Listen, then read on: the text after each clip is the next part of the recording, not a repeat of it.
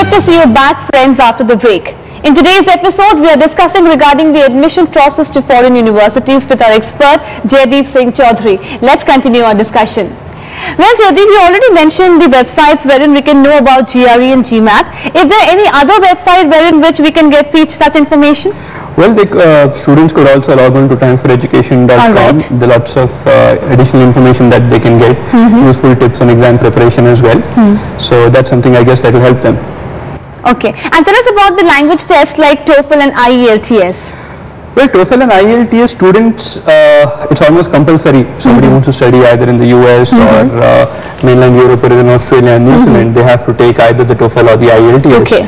The TOEFL is also conducted by the ETS, the same body that conducts the GRE, and it stands for the Test of English as a Foreign Language. All right. Right. So it's basically for students from countries where the mother tongue is not English or the medium of instruction is not English. Okay. Then they need to take this is called the language proficiency test. All right. Right. So basically to prove or to demonstrate that they are comfortable enough in English to both understand what will be taught to them, as well as to be able to express whatever it is that they want to express.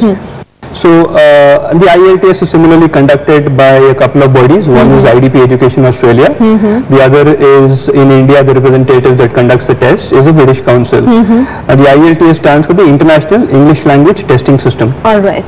All right. Most universities in Europe, in America would earlier insist on a TOEFL, but now they accept even an IELTS score. All right. So students have the option of choosing either one or the other. Okay. Both tests test or evaluate a candidate's language skills, the common 4 language skills, the 2 skills of expression, which is speaking and writing, and the 2 receptive skills of listening and absorbing reading.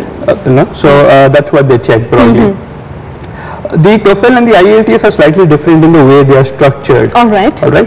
The TOEFL has 4 sections, one each for speaking, listening, writing, and reading, and they're all conducted on the same day.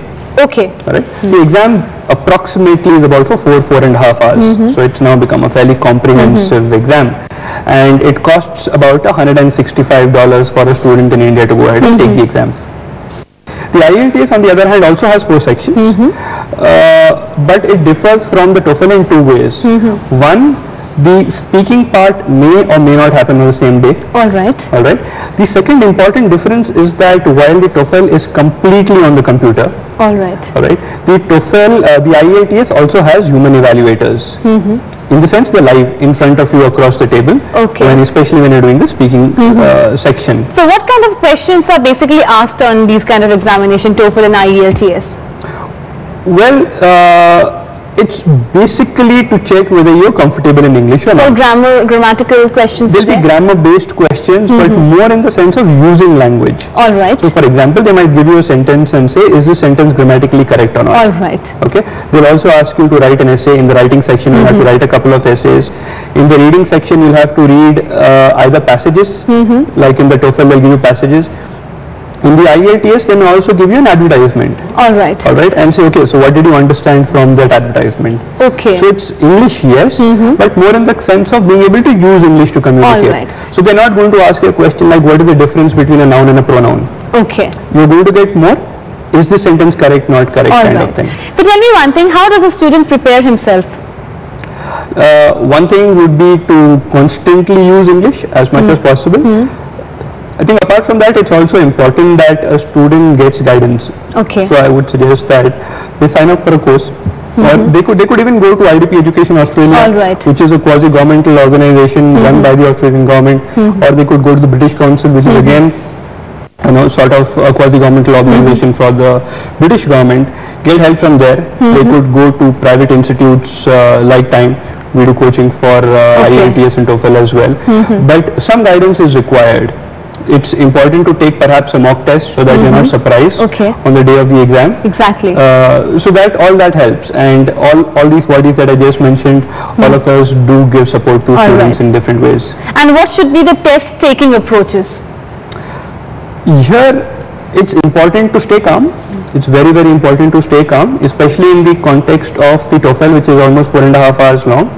I would suggest that a candidate carry maybe, a bar of chocolate or something with them, because they will get a break, and in that break they can't really go and eat a whole meal, which will also make it uncomfortable in the exam hall. So you can eat something like a 5-star or you know, one of those chocolates that will help you have high energy levels and concentrate and won't trouble your stomach as well. Exactly. So that's about it. All right. Tell me one thing, are there any websites wherein we can know about TOEFL and IELTS? The official website for the TOEFL would again be the TOEFL.com or TOEFL.org. All right.